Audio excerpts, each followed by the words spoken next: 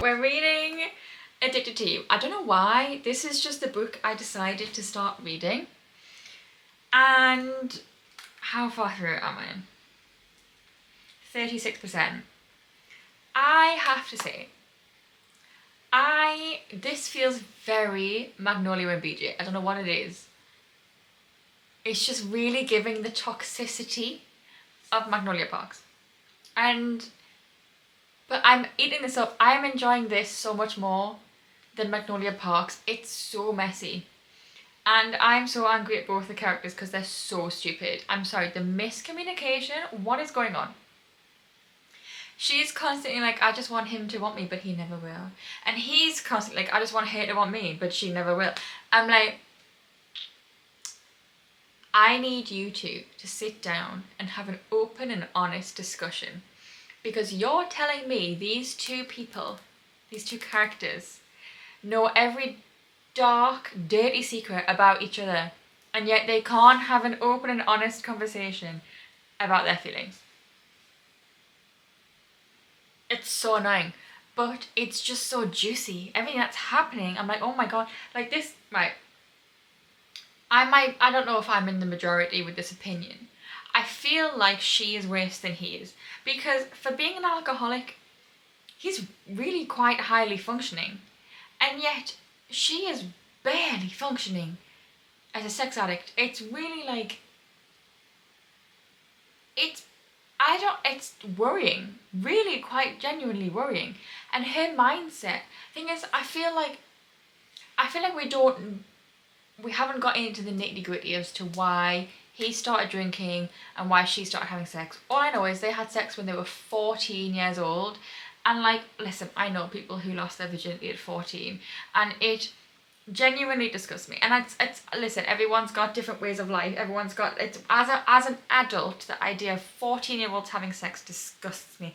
I understand people have had different life experiences. I understand for some people it was consensual, and for some people it wasn't. There is different nuances to everyone's situation, so I'm not judging anyone. However, as an adult, well, as a 14-year-old, the thought hadn't even crossed my mind about doing that. Never mind, did I even get near it? Okay, for multiple years afterwards. But as an adult, the idea of a 14-year-old, that is a child. And from the sounds of it, that wasn't their first time. They were doing, she was already at that point of using sex as a coping mechanism, or seeing it that way. At 14, what happened to them? Why? And then he went off and drank afterwards. Like, I just need to know, what is it that's caused this in them? Like, I'm glad they have each other, don't get me wrong. I'm glad they have this understanding of each other. But I think at the same time, because of that, they're not good for each other because they're enabling it. They're not trying to get the other one to get help. But also, the sisters, right? The youngest sister, Daisy, fine. She's what, 15? It's whatever. Rose literally announced at a family dinner, a family brunch, that she was like, oh yeah, I know you're pregnant. Like, why would you do that? A, she wasn't. And B, why would you not pull her to one side? Yes, she hasn't come to you first, but maybe that's because she wasn't pregnant. Why are you offended that she didn't come to you when she potentially thought she was pregnant? Why do you think she hasn't said anything to anyone? Why would you bring it up in front of the whole entire family? That really annoyed me. Because me personally, I just think other people's pregnancies are no one else's business aside from the person who is pregnant and the partner. Or maybe not partner, but other parent to the child. It is no one else's business. There is no one in your life, if you are pregnant, who has any sort of claim or like say over that baby, over your pregnancy, over your body. No one, aside from the two people involved in creating that baby. And even then, he has no say in the birth experience, in my opinion. And I just think for her to have the audacity to think she was allowed to say something out of offence because she wasn't told. Maybe this is why you weren't told, because you can't keep your big fat mouth shut. I was so angry for her. And then Poppy seems like the older one, she seems fine, but I'm like, does she not get a love story? Because she's married with a baby, with a toddler. So I have many questions. I don't like the parents either. I don't know, this family just seems really strange. I feel like they're weirdly involved in her life, but also have no idea what's going on in her life because she literally does not talk to them. So it's like, if she doesn't talk to you, why do you feel like you've got any sort of sway or any sort of real investment's not the right word, but it's the only one that's coming to mind. There is a word in my head, it's not there right now, that I'm trying to think of. That is what I mean. Input, that's what I've been trying to say this whole time. I don't understand why her family think they have any input on her life, sisters specifically, when she literally obviously goes out of her way to not talk to her family. So that's where we're at right now. I'm gonna get into bed and read more of this. I want to get to 50% tonight. That would be quite fun. Yeah, like I said, I'm eating this up. It's not, I started reading this and I was like, this isn't good. I don't love the characters. I kind of love Lo. Like, there's something about him, he's a bit like sexy. But at the same time, I don't know if it's because in his head, he's just like, I need her to just want me. But he knows she's a sex addict and keeps teasing her. I'm like, that's so wrong. That's like her wafting bourbon under your nose and then taking it away. Like, it's how... Sometimes I do think he's enabling her because he literally is teasing her. Quite often, and I don't agree with that. But also, he's kind of hot when he does it. So I think if this was any other scenario and she wasn't a sex addict, I would enjoy what he's doing. But because she's a sex addict, I'm like, I don't think this is very moral. I can see myself getting obsessed with the series just because it's like a reality TV show. It's like trash TV. It's just like, you just need to know what's happening. It's full of drama, it's full of tea, and you just need to know what's happening. What the fuck? I'm not giving spoilers in this reading vlog, but what the fuck? I really hope you can't hear Katie's Taylor Swift playing in the background. I'm 91% through Addicted to You. And we haven't had confirmation, but if what I'm guessing is happening with Lo's dad and someone Lo knows, I'm not going to give any spoilers. If I am right about this is severely fucked up, especially if it involves Lo's mum, like I think it does. I was right. At least half right. I was fully right. Oh, I really hope you can't hear Katie's Taylor Swift right now. Oh my god. Oh, and this conversation that they were having earlier, that kicks them in the teeth even more.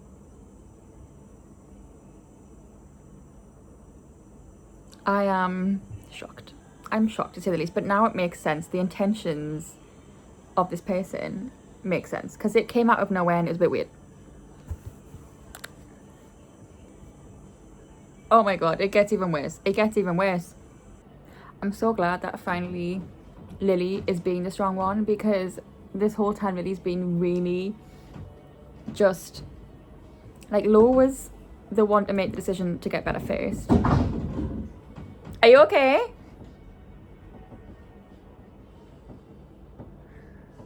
Oh, God knows what she's doing in there. Yeah, Lo made the decision first, which I kind of was expecting because he just seemed mentally to deal with the whole thing better. But I'm glad that Lily's finally being strong, because it's about time. She just needs to admit she's got a problem and want to seek help for it. I think she's like, it's either I have an addiction and can still have sex, or I can't have sex. And that's not the case. You can get over a sex addiction and still have sex. But she doesn't seem to realise that. So I didn't get as emotional as I thought I would. This is, I've still got 19 minutes left of the book, but it's because there's a, I think, oh, it's, wait. Ricochet, we have Lily's point of view? I've downloaded Ricochet already. I might read it straight away. I don't know, this was going to be a mood reading vlog. I kind of just make it a reading the Addicted series reading vlog. But I am tempted to go straight into Ricochet because I need to know what's going to happen. Is Lo going to be alright? Is Lily going to be alright? Are they going to be alright? And also, I think, is Ricochet... Well, Rose and Connor seem to be together. So, I thought Ricochet was going to be their love story and we get to see everything. Maybe not. Okay, Ricochet is about Lillian Lowe. So now I'm confused because I thought, although this is an Addicted novel, but I thought it was the Addicted ones were Lillian Lowe and the other ones were the other Calloway sisters. So now I'm confused. Does Rose and Connor not get a story? I'm gonna have to Google this. Anyway, I'm gonna decide. I finished it. I don't know what I'm gonna rate it. I'm gonna have a look at Goodreads and decide based on what I agree with other people's ratings because I can't make a decision for myself. And then I need to decide if I'm gonna read Ricochet or something else. Although I don't think I've got anything else downloaded on here, and I finished this a lot quicker than I thought I would, so I probably will. Or I could read The Bond That Burns by Briar Bolin. Bolin? I'm not sure. Did you die in the shower? Because you dropped something. And I was like, are you okay? Oh, I dropped my shampoo. I didn't even shower. And then you didn't say anything, and I was like, God knows what she's doing in there. No, I dropped my shampoo. Okay, that's fine. I dropped the soap. I thought you just dropped.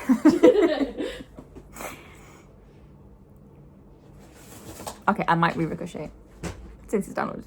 And I just don't need to know what happens.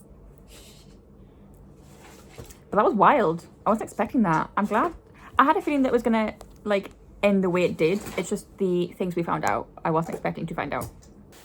Miranda is a very light. Compared to the rest of your face, yeah.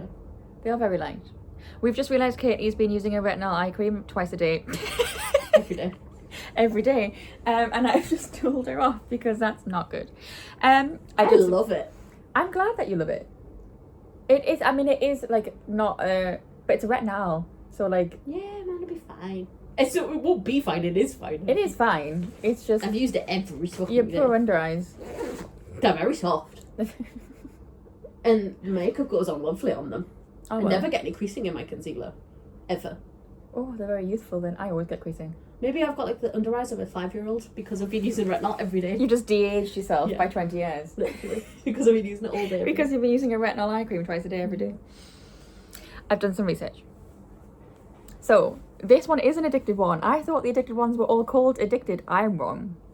And then the Calloway sisters ones, I thought we'd be getting Connor and Rose next. Because in the timeline, that would make sense. But apparently not. Hang on, what? Oh, the order's on here. Do you need to use my phone? No, because I took a screenshot. I don't know when I have to read the first one, which I can't remember what it's called now. But, okay. The Calloway sisters one, Poppy is not included in that, so that's fine. Because I was like, well, she's married with a kid, so what's happening there? That's fine. It's Rose and Daisy. And their books alternate. And then Lily and Lo have 3 books. I think. 3 or more. Maybe there's... Wait. It's a 10-book series. So what? Lily and Lo have 6 books? And then there's 4... They might introduce a Calloway? new character. No, because it's the Calloway sisters. Like, it's, the whole point is... So, like, Lily is a Calloway as well. Yeah. I'm very confused. But all I know is we're sticking with Lily and Lo currently. So that is fine. And we'll see what happens. But I feel like if there's going to be that many books of them too, God, one or both of them must, like... What's the word? Begins with an R. Relapse multiple times. Or both. Oh, I said one or more. Oh. One or both. One or more. One or more of them. One or both of them, I meant. Well, we'll see. I feel like these glasses are not very flattering on me right now. And normally I like them, but just in the viewfinder I don't like how I look. Anyway, it is a week to the day since we last spoke. It's the following Tuesday. I finished Addicted to You last Tuesday, and I've since read Ricochet and Addicted for now. And I'm leaving the series there for now. I am not DNFing the series, I am going to continue.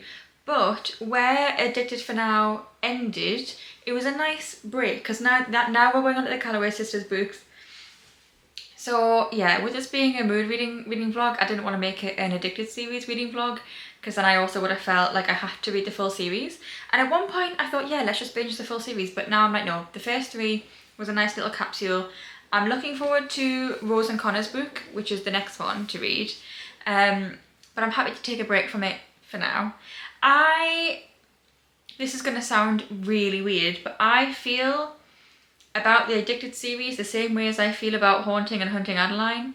in that I don't know what to rate it, because I can't say I liked them, the same as I can't say I liked the Cat and Mouse duet. I enjoyed reading them and I was very entertained, but saying you like them seems a bit strange, because especially, I'm going to talk specifically about Addicted to You because that is a book I read in this video. I genuinely don't know what to rate it. It was a pretty short book. I read it really quickly. It was so entertaining. It was giving Magnolia Parks with the drama and the toxicity and just the whole vibe. I also really don't like either of the characters from, like I say, I'm talking about Addicted to You. Let's pretend we haven't read Ricochet or Addicted for now. In Addicted to You, I don't like Lily or Lo. I've got conflicting emotions because I feel so bad for them, and I understand all the reasons they're toxic and all the reasons I don't like them is because of their addictions, and I'm very empathetic about that. I know it's not their fault. They were so selfish. But again, that's their addictions. So I don't know how I feel, because I said to my friend when I was reading Addicted to You, this isn't as spicy as I thought it was going to be. But I think the thing is, they haven't really written spice when Lily is having random encounters. They're only writing spice when it's with Lo. And, which I completely, you know what, that's fair enough. I find that's usually the case in romances. The spice between another character maybe is brushed over, and it's only between the actual love interests that there's any actual spice. I don't know. I don't know what to rate it. I'm thinking maybe a 3 stars. Because all I hear is how much people love Lily and Lo and how much they are rooting for them and the core 6 and all of this stuff. And as of Addicted for now, I do feel a lot more connected to Lily and Lo and their story. I just think, based on Addicted to You, I wasn't connected to them in the slightest. I wasn't really rooting for them. I thought they were a terrible idea for each other and that they could only do bad for each other because that's what they were doing. They were enabling each other the whole time. Ricochet, the whole thing, they were separate. So I'm like, I don't know what to rate Ricochet, because I feel like she made loads of progress, and then Addicted for Now, all that progress was gone in the beginning, and then she made much better progress at the end. The first half of Addicted for Now was so boring. I'm sorry, it was. And the second half, there was so much drama, so that picked it up for me. And then all the things we found out and just the events. But I will say, another reason why I'm like putting this series to bed for now, I'm really looking forward to Rose and Connor's book, do not get me wrong. I am not looking forward to Daisy and Mike's book, because oh my god, the whole time they were in the same room or in the same scene as each other in Addicted for Now and in Ricochet, I was uncomfortable. I'm sorry, that is incredibly inappropriate and worrying behaviour on both parts, but at the end of the day, she is 16. She can't be held accountable for that. He is fully inappropriate. He is fully... It's almost grooming. It makes me viscerally uncomfortable, because it's very clear how he feels about her, and she is 16. And I'm fairly sure she's meant to be 18 in her book, right? Okay, I get that. At the time of them actually having a romance, I believe she is of age. But the foundation started when she's a teenager, she's a child. And I'm so not looking forward to that. That also brought the book down for me, the series down for me. I don't know where to go from here. I don't know what to rate the series so far. I'm invested. Like, it's messy, it's toxic, so it's like a car crash, you can't look away. Would I say it's an objectively good series? No.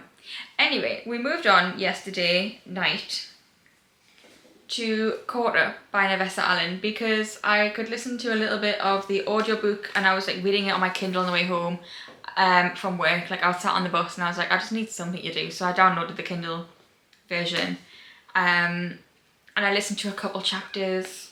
So I'm just under 80 pages through this. I'm on chapter 9, and it's a nice short book. It's literally just over 300 pages, so I'm hoping I can finish this today, even though it's currently 3 o'clock and I have a whole video to edit to go up tomorrow. I'm enjoying this. It's very quick and easy to read. The writing style, it's got a good flow, but I'm not enjoying it the same as I did Lights Out. And I'm listening to the audiobook as well, because I kind of want to compare it to the audiobook of Lights Out. The audiobook is decent, actually. I'm quite enjoying that, and the only thing is I don't really like their relationship. There is currently no relationship yet, it's too early in the book. They have a history. They had like 2 weeks as teenagers where they fooled around a bit, something happened, they were no longer in contact, she doesn't forgive him for throwing her under the bus. But it's so horny in like a completely like icky way. She is this version's, this world's version of an OnlyFans creator, which completely fair enough, love that for her. She also is an advocate for sex workers in her town, so she does a lot of like political type work around that, but her main source of income and her main job is an OF creator. He's kind of been stalking her the last 10 years. He was her first follower on that account, and he sends her a lot of money to send him personal videos, and meanwhile she doesn't know it's him and severely dislikes him because of what happened in the past. And I don't know, it's just, I don't know. It's not hitting the same as Lights Out. I don't know why, it's just not. But it is reading as easy as Lights Out, so that's good. So I'm gonna continue this today. I'm gonna finish editing my video first, and then we're gonna get this finished hopefully today, and then we're gonna move on to something else. I don't know what to read. I'm in the mood for so many books, I can't choose. Okay, it's a weird time of day, lighting wise in here, so I do apologise if there's a weird sun flare. This is the worst reading vlog I think I've ever done, and I do apologise. I simply am not doing well. It's Friday. I finished Caught Up on Wednesday. I half read, half listened to the audiobook because I listened to the audiobook of Lights Out and it was a good audiobook. This audiobook also really good. So I think I did some reading journal stuff and finished reading it by listening to it on Wednesday night because I just felt like I needed to do something with my hands. I don't know. Do you ever get like that where you're like, I want to read but I also want to do something? Audiobook's perfect for that. I'm gonna land on a 3.75 for this book. I enjoyed it. I thought it was fun. It wasn't as funny as Lights Out. There was something missing. It just wasn't Lights Out. And like, it's its own book, so obviously it wasn't Lights Out, but I don't know. But it was still fun. Definitely like a dark rom-com. The spice was really good. I mean, Navessa Allen, if there's one thing she can do is write spice. So I don't have a lot to say because I obviously don't want to spoil what happens. I will say this book is incredibly horny, but she's an adult content creator. But it's not her only personality trait, which I did enjoy. And there's a lot more to her about activism, and she's got very like business minded. So I liked her character. Honestly, her club, iconic. The fact that in the club there's these obviously adult shows, but they're a monogamous couple. They just obviously enjoy being watched. I thought that was kind of iconic. And like they were really popular, even though they showed like a very loving, healthy, consensual enjoyment on all parts, like show. Did love that. Yeah, it's gone. I enjoyed it. I'm so sorry. All you saw of me talking about this is now, and I think when I was 60 pages into it. I can't be bothered. This is so lazy and I'm so sorry. I can't be bothered to think about what I thought about the book 2 days later. I will sort my head out and do it like review in my reading journal when I sort that out. And in my wrap up for the month, hopefully you'll have a better review. And I'm so sorry because usually the more in-depth reviews are meant to be in the reading vlogs. But that's not happening this time with this book and I'm so sorry. But at least I have a rating for this one. I still haven't decided what I'm rating Addicted to You. I'll be honest, I just don't have mental capacity at the minute. I really don't. And I was thinking, what book am I going to read as the final book for this video? And I thought, well, I wanted to finish or be up to date with the Beasts of the Briar series, but I'd be reading Woven by Gold, which is the second one. and then I wouldn't have much I could tell you because it would be the second book in a series and I don't want to spoil things. And then I thought maybe The Unmaking of June Farrow, but it's not a genre I'm typically used to, and I feel like that's not a good idea. I definitely will not have thoughts and opinions on that book in my current mental state. So now I'm thinking I just need something hee hee ha ha giggly fun times, unserious. And I don't know what to pick. I mean, we have Love Arranged, but I'm simply not reading a book this thick right now. This video needs to be up in 2 days. Okay, no. I'm really looking forward to this book, but also this series has had like some more serious themes in the background. No, not doing this sickness right now. We could go Stephanie Archer, that kind of guy, and start this Queen Coves series, because last month I was feeling really slumpy and yet I read Gloves Off in one sitting and it was so good. And I love her writing, so I could go to her previous series because I have the full series. It's starting yet another series that I won't be finishing straight away. But when it's interconnected romances, it's different. So this is an option and it's nice and short. It's not even 300 pages. This could be a good shout. And I love Stephanie Archer's writing. She is so good. Her writing just makes you keep going. And you haven't realised you've read 100 pages. And next thing you know, it's like 2 minutes later, you've read 100 pages. Like, yeah, I just love her writing. So that's one option.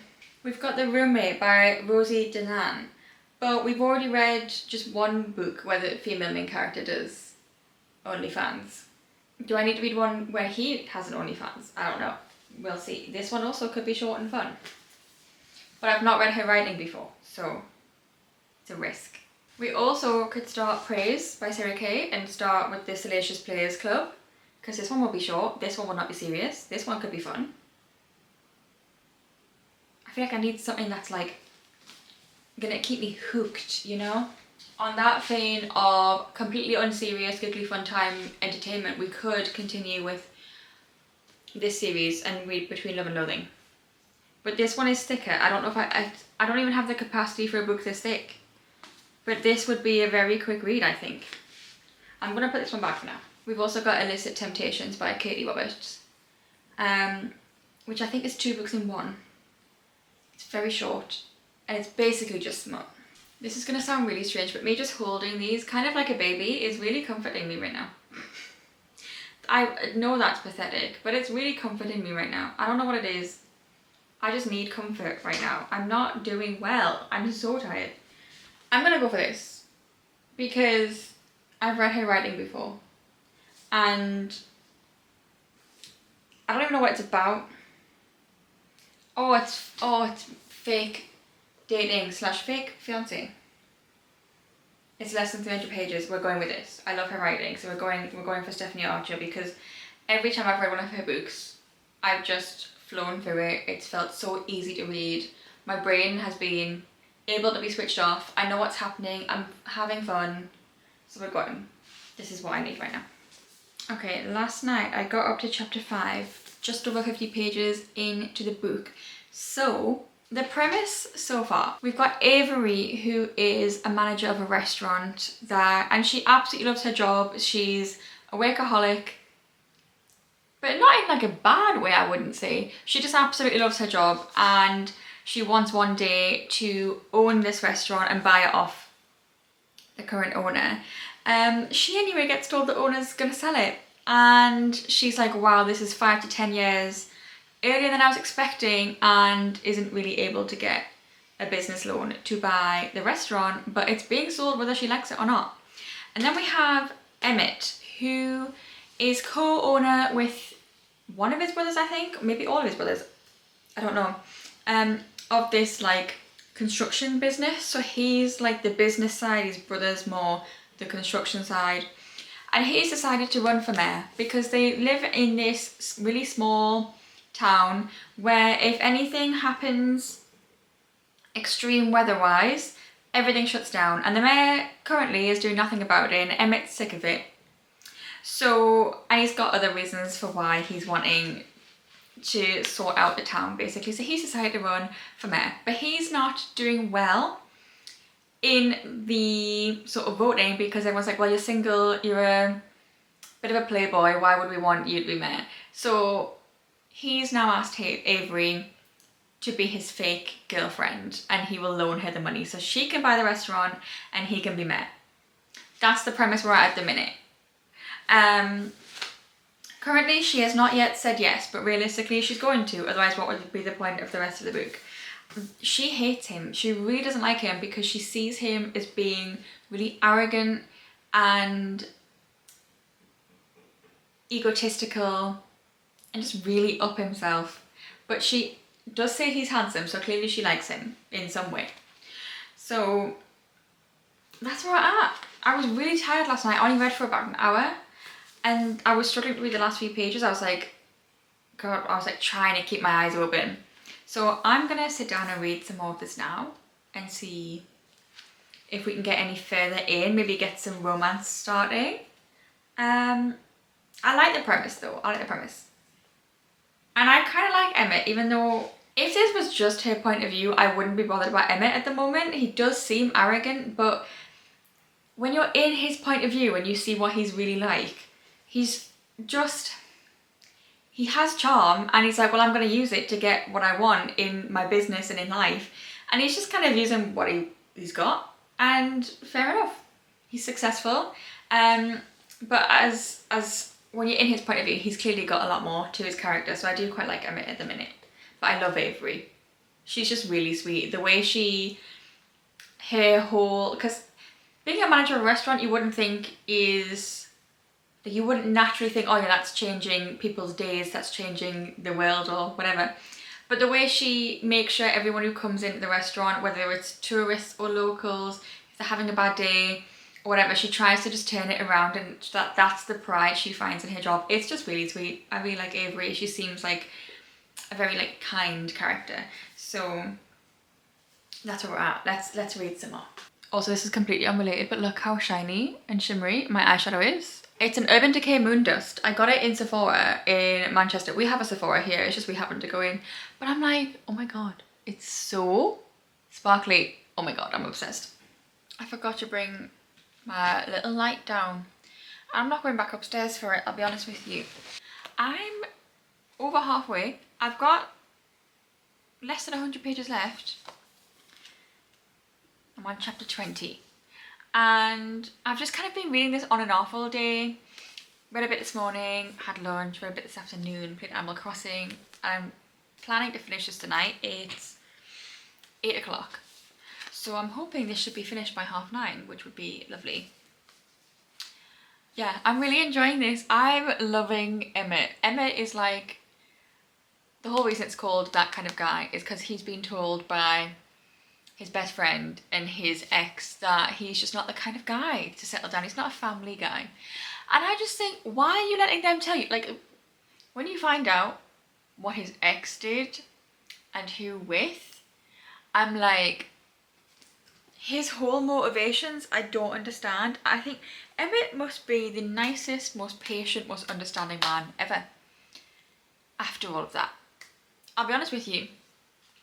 It's both made me think of him in a higher regard and also think he's an absolute idiot for allowing that to happen. But yeah, for two people who knew him pretty well or know him pretty well to say he's not that kind of guy. So now in his head he's like, well, I'm just not a relationship kind of guy, I guess. Because like the people who know me best say I'm not.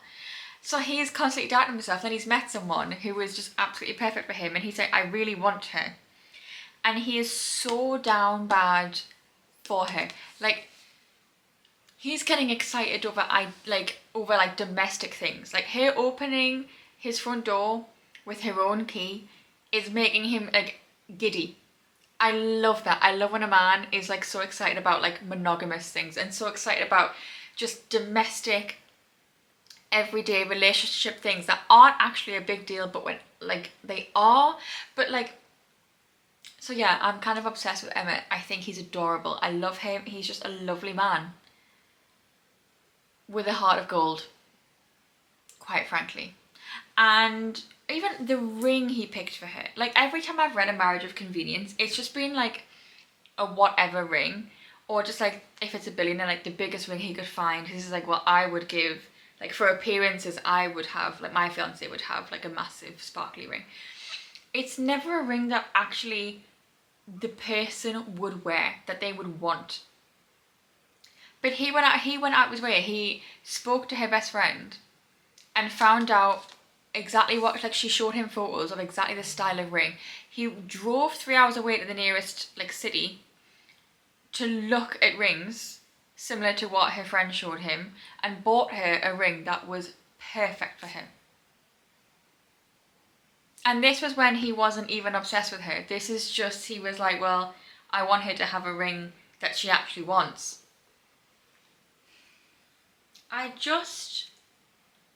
The world needs more Emmets. Women deserve Emmet, okay? So I'm gonna finish this anyway. I would say the way that like the characters get on in the banter and stuff definitely feels like Stephanie Archer, but you can tell in the Vancouver Storm series her writing is just so much better than this series, and I'm sure that like the more I get through this series, the writing's going to improve, and I love seeing that. It was the same with Elsie Silver when I read her book. I read Chestnut Springs first, and then I went back and read Gold Rush Ranch, and you could see the improvement in her writing. And even though technically you're reading the better series, like the better written series first, it's nice to see the growth of and the improvements that the writers make. I don't know, it's just kind of fun to see that. So anyway, I'm gonna finish this and then I'm gonna go to bed. This was not the conflict I thought was gonna happen, I'm gonna be honest, but I'm kind of glad about that. It's took me by surprise. That was the quickest resolution to a conflict literally ever. But the book is short, so it kind of makes sense. I'm not too mad about it. Oh, that was really good. And next is Hannah and Wyatt. I'm excited for their book. I'm genuinely going to rate that a 4.5 stars. I've thoroughly enjoyed reading this. It's, I love Stephanie Archer as an author. She always knows how to write something that's just fun and light-hearted and entertaining. And no third act breakup again. Love it. There wasn't one in Gloves Off either. I love Stephanie Archer. She's great.